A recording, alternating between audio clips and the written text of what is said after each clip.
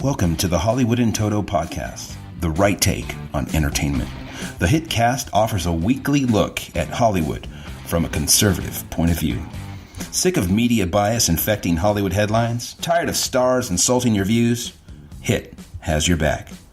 Now, here's your host, Christian Toto. Welcome to episode 79 of the Hollywood in Toto podcast, the right take on entertainment. This week we're speaking with David Rich, the founder and CEO of Lincoln & Grant.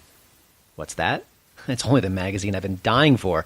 Ever since I quit reading GQ, Esquire, and Men's Health, those magazines couldn't stop insulting me and my political beliefs. You'll find out more about David's new outlet shortly. This week's show is sponsored by the 2018 Emmy Awards. Let's just cut to the chase and give The Handmaid's Tale every piece of hardware we have.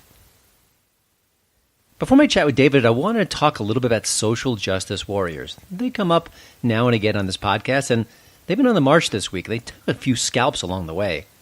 First, they successfully coaxed the Business Insider editors to spike a perfectly reasonable column. The column editor ran. They yanked it anyway. The column in question said that the studio behind a new trans-themed movie could hire Scarlett Johansson, as they did, to play the main character. The film in question is called Rub and Tug, and it follows a real woman's transitioning to become a man, and that man eventually oversees a massage parlor. Get it? Not only was the story killed, well, so was Johansson's participation in the movie. She just bowed out of the production, facing intense media pressure. I want to read part of her statement here. It really is important. In light of recent ethical questions raised surrounding my casting as Dante Texgill, I've decided to respectfully withdraw my participation in the project. Our cultural understanding of transgender people continues to advance, and I've learned a lot from the community since making my first statement about my casting and realizing it was insensitive.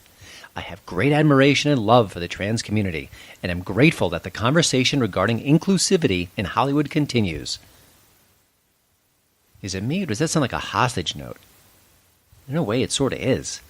Our culture is being held hostage by social justice warriors. Opposing views will not be tolerated. You know, and when the biggest actress in Hollywood bows to the PC pressure, you know there's a huge problem here. Don't touch that dial. You're listening to my daddy's podcast. Here's the celebrity tweet of the week.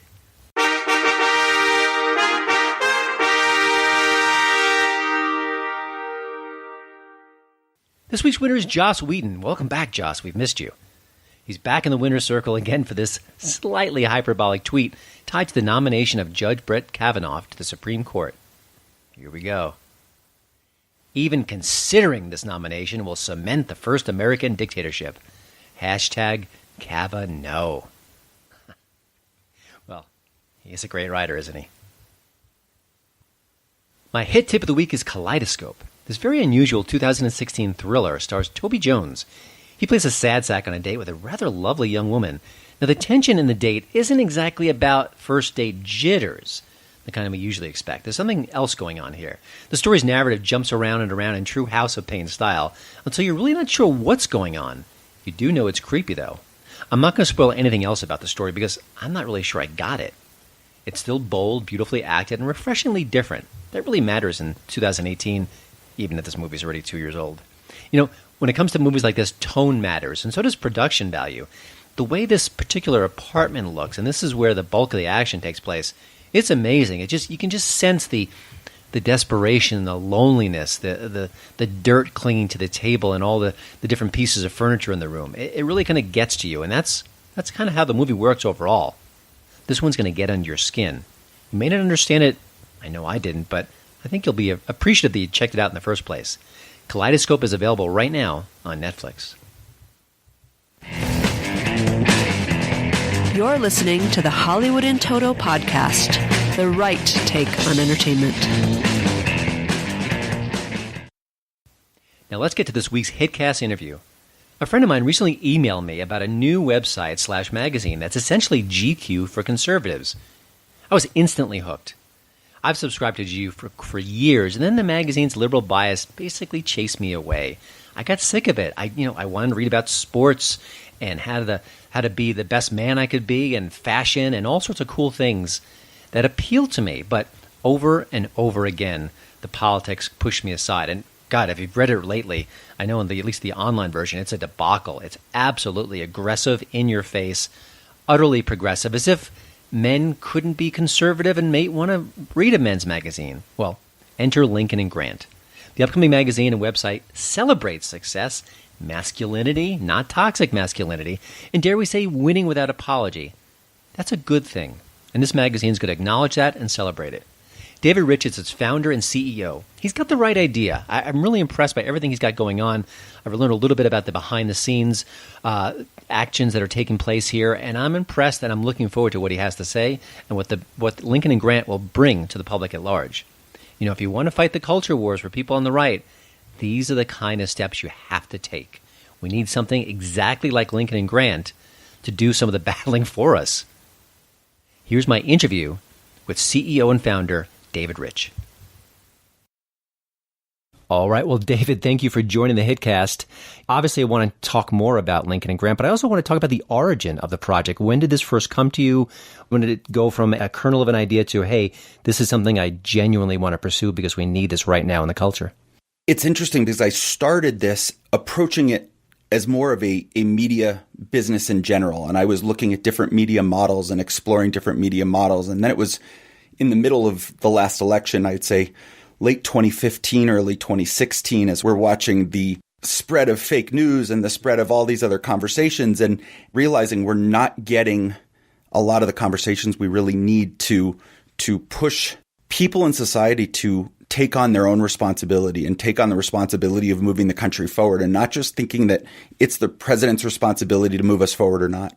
Yeah, I've heard snippets from conversations with maybe President Obama, and I'm not blaming him for this, where people say, what can you do to help me with X? Well, that's not really what we're all about in America. It's often about kind of pulling yourself by your bootstraps. No, I've had a lot of frustrations over the years with GQ and Esquire and different magazines, and I've subscribed to them all, and I've unsubscribed to them all. Talk from your perspective, what did you find? What were you reading? What was kind of rubbing you the wrong way about those different publications in general?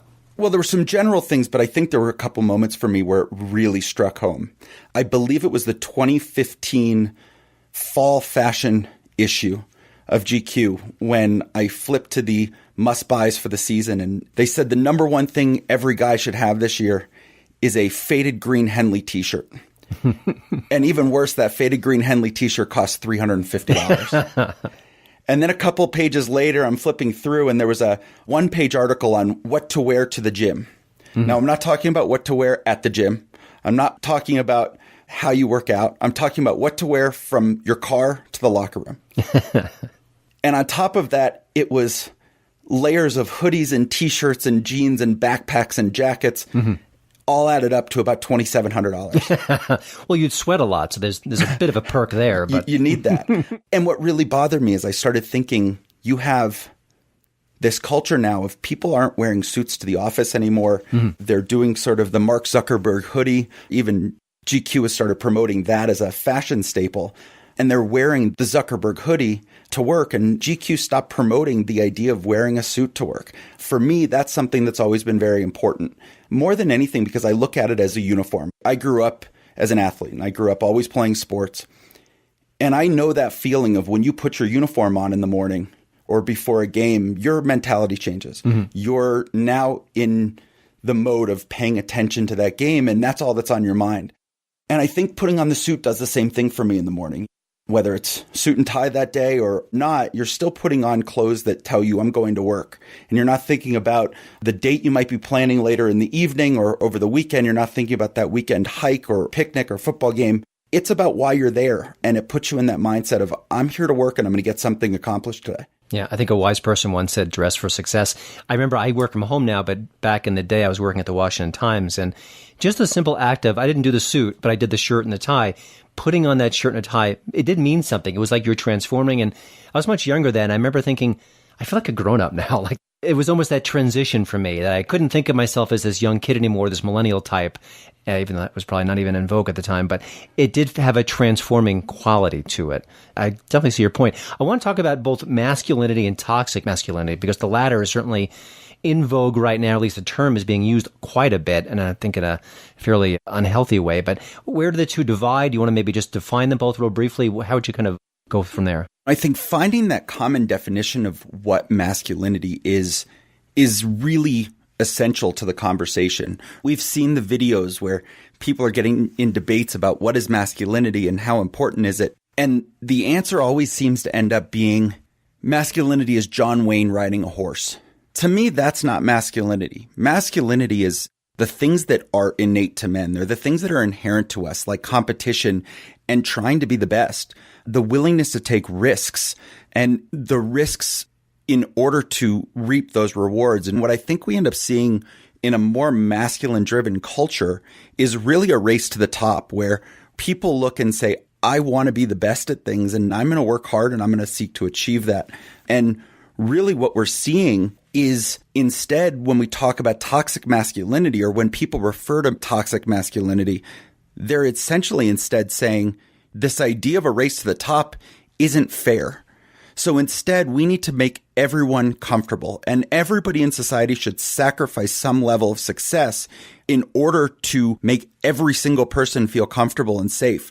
Every single person has to be a part of things rather than allowing those who want to put in the work, who thrive in those scenarios, to take the risks associated with success and really find a way to achieve great things. Instead, we do find this demand to find comfort in the lowest common denominator. And I think that's what we're seeing across society. And I don't necessarily think that's a feminine trait. And often people are going to say, well, if it's not masculine, it's got to be feminine. And that's really not the case. I think this rejection of masculinity is just a pure rejection of a desire to race to the top. And it's left a lot of people, men especially, but I think a lot of society, it's left them a little lost. It leaves them waking up in the morning thinking, what am I supposed to be doing today? Or what is my goal today? And how do I make today feel productive and worthwhile? I hear a lot of podcasts with entrepreneurs, and their recurring theme, it's actually one specific question of a particular show, Entrepreneur Fire, EO Fire. I may be mingling the name a little bit, but talk about that failure moment. Talk about the time where you really fell on your face. And every time they speak to someone about that, there's always a but, or and then I transitioned to this, or I needed that to get to this other place. It really matters, and it really is important. I want to switch back to the GQs of the world. I think maybe that's my sort of go-to men's magazine and all its problems. How are they dealing with toxic masculinity? Do they address it? Do they embrace it? Do they skirt around it? Where do you think they're standing, the Esquires and the Details, or if Details is even a thing anymore? Details actually closed down, okay. I want to say a year ago, maybe a little more. But I think my problem with GQ more than anything, though, is they seem to be encouraging men to act like college kids for the rest of their lives. We've all heard sort of the ongoing joke about, should GQ cover what to wear on the beach or what to wear to a summer cookout? It seems to be the most in-depth challenge that sometimes they face, unless they're doing something to challenge President Trump.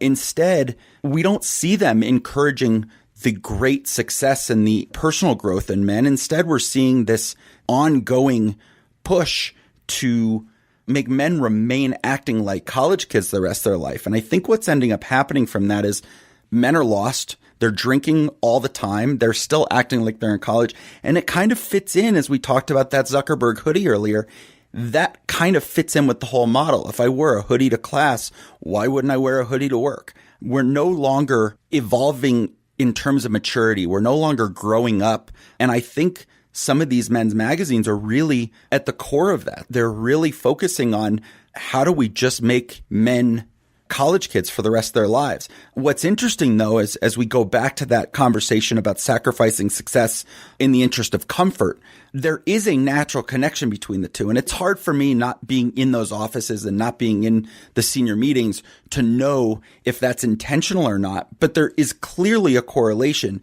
between the ideas that we are encouraging men to continue to act like college kids without really seeking growth and self-improvement. And simultaneously, we're trying to make things more comfortable for those who don't necessarily embrace competition and a more intense work environment that men typically thrive in. And then we just saw them really embrace a far left image during the last election. They went so far as to call Donald Trump Jr. names. Ben Carson, there was the F word. Yeah. Ben Carson is your sole headline. I mean, that's not even journalism anymore. Yeah. You had articles saying, or a Facebook headline rather, that said this election shows that in the United States, it's angry white men 44, America won. And there was really nothing about embracing the competition of the election or the competition of anything else. It was, we have to have an election that is about letting people just kind of take a step back, not work as hard, not do as much. And in exchange, they'll put in a government who's going to supposedly take care of us, which we know what happens when we go down that road. Yeah. The culture changes so quickly now. I think my personal habits have evolved. I used to be the guy who'd ran to the end of the driveway to pick up my newspaper. I don't do that anymore, partly because the local newspaper here in Denver is terrible. But even I think if it was better than it could be or should be, I wouldn't do it. Like, I've evolved, I've changed. I mean, I used to subscribe to GQ and I quit because of the politics. It just didn't speak to me and it got in my face in a way I thought was not really helpful. But I also think that GQ that I used to subscribe to probably would be unrecognizable compared to the one today. When did this change happen? Has it been gradual? Is it on steroids right now? Talk about the evolution of it. I actually think it might have started and we just didn't realize it back around the housing bubble, late 2008, 2009, maybe early 2010, 11, we started seeing this vitriol towards Wall Street. It was the 99% rallies and it was the real hatred for Wall Street. And I think before that, GQ was sort of considered that magazine that catered towards the Wall Street crowd. It was the nice suits. It was the nice cars. It was the nice vacations. It was relationship advice, but it was business relationship advice too, and how to talk to people. And I loved reading it too. I was a subscriber for years and had always looked at it originally as sort of a source of ideas. And then all of a sudden, it almost seemed like they didn't want to be associated with Wall Street anymore. And when that happened, they started to make those changes. And I don't think a lot of us realized it probably for another 4 or 5 years. Interesting. I think the Occupy Wall Street movement, which burned out very quickly and had a lot of violence, a lot of ugliness to it, you could say it was a failure. It didn't live very long, but I think it really did get in the DNA of a lot of people. I think a lot of journalists as well. So let's play devil's advocate here. Let's just say that, okay, GQ leans to the left, and maybe you shouldn't get your politics from there if you're a conservative. But so what? They still have good X or Y. Why do we need a Lincoln and Grant at this point if there's already a Men magazine market out there? Well, I think part of it is there were positive benefits that came from the conversations that used to be in GQ, like the ideas of how to dress, or when you talk about the vitriol towards Wall Street and the Occupy Wall Street movement, they also stopped talking about finance and investing. They stopped talking about how to make money and how to be a productive member of your family and your community and the nation by investing and things like that. I think one of my biggest concerns about the under 40 crowd in America is that very few people are involved in the stock market. We don't have jobs nearly as often anymore that have 401ks and retirement plans, and people just don't have the capital to get in or the understanding of what to do if they got into the market. Instead, they're just looking for that next Facebook that they can build or be a part of.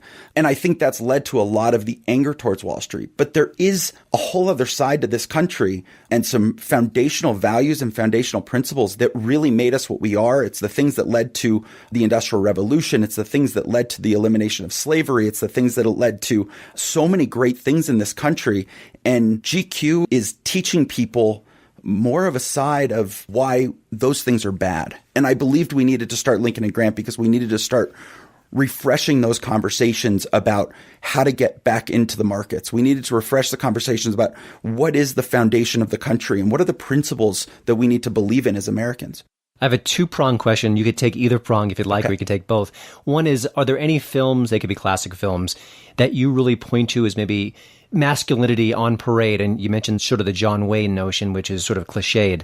And or do you see Lincoln and Grant embracing maybe a Chris Pratt interview or someone like Matthew McConaughey, sort of atypical stars? Or do you want to maybe talk to the people who appear to be far left of center, maybe dig down into what they really think? Because I suspect that even the most left of center star worked his or her tail off to get where they are and had a great work ethic. And maybe even though you may not agree with them politically, they may have a life lesson that could be of help to the reader.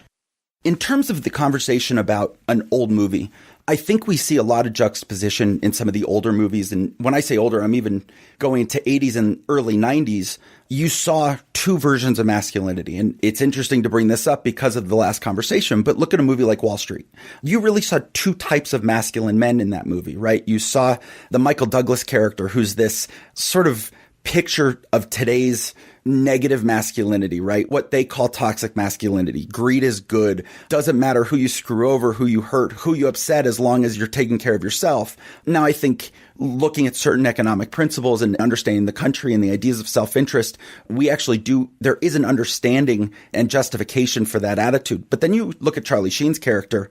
He's that masculine man who, instead of saying, I don't like you, I'm going to go get you fired, or I'm going to go tell everybody that you're this mean, horrible person, he competed and he went and said, I'm going to figure out my own way because I'm going to do something good. And he accomplished something really great for his father, for the company, for the family, and did it with the ideas of competition and took the punch at the end, right? There's that whole scene in Central Park when they're all alone and he takes the punch, and that's still part of masculinity. It's, I'm going to stand up, but I'm going to do it on my own and I'm going to go accomplish something. And you can do great things even while being a masculine man. And I kind of look at that juxtaposition as the ideas that can really show what masculinity can look like. As far as new things, I think there are conversations about with actors today, just discussing what were the sacrifices you had to make? Why was one decision important over another? Why did you choose certain things? And really looking at some of the guys who have shown that they understand that what happens in Hollywood and what they represent on film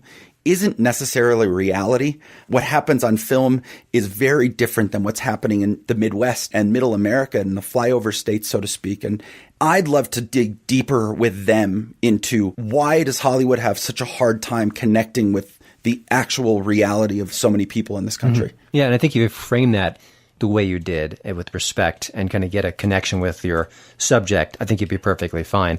I think very few people would recoil from that, but I think you have to kind of do it gracefully. I've just, in interviewing stars over the years, if you kind of approach it in a very gentle, methodical way, you'll get there. But if you jump right in, it might be sort of an issue. But I also think that those are the kind of questions that they wouldn't get asked very often. So they are starved for those questions because usually it's, were you best friends on the set with so-and-so? And how much do you like your character? And that's exhausting. It's interesting because some of the other interviews I've done, I've interviewed a handful of people, maybe not actors, but a handful of people who are not necessarily prepared for the conversation about life and masculinity and culture. And I don't really tell them where we're going right off the bat. And the first question I always ask is, what was the best piece of advice you ever got from your father or grandfather? And you just see this look come over their face of just relief. And this is going to be a fun interview that they can talk about something they love and something meaningful to them. And it just changes the whole conversation. I feel like we need more of that in general in the country, right? We don't all have to be competing all the time because there are a lot of shared values that came from our cultural heritage that we tend to forget sometimes when we're fighting over Supreme Court justices. And yeah, there are very few people I'd have a difficult time interviewing. I think maybe Michael Moore would come to mind as far as their politics, their approach to life. But I do think something like Lincoln and Grant could, even if you have a very left of center star, you can still talk about those shared values. You can still talk about things that bring us together and some of the work ethic that's involved there. Real quickly, you've been a media executive for quite some time now. I was kind of curious, starting a venture like this sounds tricky. Starting a new website is tricky. It's a very competitive field. From a entrepreneurial point of view, what did you glean from all your experience that you're bringing to this that gives you confidence that this will be a success? I think the biggest change that we've seen in media over the last 10, 15 years that a lot of companies have had a hard time embracing, that I think is sort of one of our core values, is understanding the value of working with the plethora of content creators that are out there. There are too many magazine brands that have been around for 75, 100 years, maybe more, who are sitting and saying, I don't want to talk to that blogger. I don't want to work with that podcaster because they're my competitor. We're competing over ad dollars. And the business model had to change. And as a trusted media brand, and as a brand that I hope we can develop trust with our readers and our audience over a long period of time, I want to become that trusted curator as well. I want people to know that when we suggest an article to them, when we suggest a podcast to them, we're doing it because it's valuable content for them. And if we can do that well, the rest of the brand will follow and the revenue will follow and the business will work. But it's about helping to identify who are the right contacts, who are the right brands to engage with. And what ends up happening with that in the interest of masculinity and competition is you start to see all of the other content creators start to do a better job of creating content. If they see opportunities to grow, if they see opportunities to get a bigger audience because the larger brands are willing to promote them, we end up getting a much more successful reach. We end up getting a much better quality of content coming through because everybody's competing to do a better job. Mm-hmm. I kind of want to maybe circle back to my last question, the one before it. Any sort of bucket list guests, celebrities, singers, entertainers that you'd love to just sit down and talk with and pick their brain? Either you admire their work, you think that they've got a great story to tell, just something intrinsically about them is like, wow, I think they'd be a great interview. I like the contrast. I like really sitting down with two people at once and finding two people who contrast quite a bit, but probably share more similarities than they actually realize. I think about sitting down with somebody like Vince Vaughn and Dr. Art Laffer at the same time and get an economist and Vince Vaughn, who's just this larger than life personality, and have the two of them talking. And I think about that. Art Laffer tells a story quite a bit about when he used to live down the street from Arnold Schwarzenegger. And Schwarzenegger was the governor of California, and having these conversations with them, I always figured there's some really cool and fun conversations to have. It makes me think of that show, I think it's on CMTN on Access, Crossroads, where they bring two generations of musicians together and have them play each other's songs and talk about it. And I've always just been engaged about how two people can share perspectives. And when they do share some similarities, the things that could come out of that are just incredible. Yeah, it's a great point. And I think that they bring out something unique in each other. And it's slowly realizing, hey, we have a lot in common, even though I may be a 70s blues musician and I may be a 20-year-old guy who's just starting in business. For people who want to help out with Lincoln and Grant, what can you tell them? How can they kind of put their energy toward this project? Steer us in the right direction. Well, so we'd love everybody to go visit us at lincolnandgrant.com. It's lincolnandgrant.com. And what you're going to notice on there is a link to a Kickstarter page. And Kickstarter was a really interesting idea for us in terms of launching this. The reason we did it was really twofold. One, it's important that we develop that grassroots following early on. We don't want to be a slave to some big venture capitalist who wants us to build something as fast as we can to sell it, or who also can control our voice and control our opinions and say, I don't want you to promote that voice or that interest or that organization. But we also wanted to make sure that we were hearing your voice. And what you'll see on the Kickstarter page, a lot of our rewards give you direct access to us as a team, whether it's our senior editorial team, whether it's our senior leadership, whether it's some of the people we're doing future recordings and podcasts with, but giving access to share your voice and be an actual part of this. There are too many good, solid people out there who have really great opinions about this stuff. And it's been a real joy for me over the last year hearing and listening to those. And I thought that Kickstarter was a really great way to continue that beyond my immediate network. So like I said, we're looking for people to do advanced subscriptions. That's going to really help us get going. And you can get right to the Kickstarter page by visiting our website at lincolnandgrant.com. All right. Well, that'll also be on the show notes page. You can check it out there. David, thank you so much for joining the HiTcast. Again, Lincoln and Grant. It's a brand new venture. I'm excited about it. This is something that I've been wanting to see for a long time. I didn't know it was going to happen. I didn't know it could happen, but it is happening. Wish you all the best with that and more success. And maybe we'll revisit this down the road and have new conversations. Thanks so much. Looking forward to it. Well, thanks again for listening. Don't forget to check out HollywoodandToto.com for both the show notes and, of course, the latest entertainment news. Please follow me at Twitter at HollywoodandToto. And we'd love it if you leave a podcast review over at iTunes. See you next week.